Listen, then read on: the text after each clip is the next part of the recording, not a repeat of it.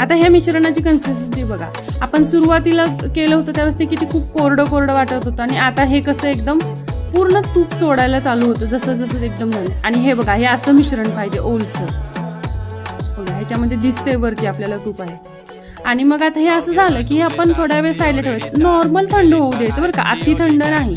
आणि तोपर्यंत मग आपण काय करणार आहे, ह्याला जी लागणारी पिठी साखर आहे ना ती बारीक करून घेतो.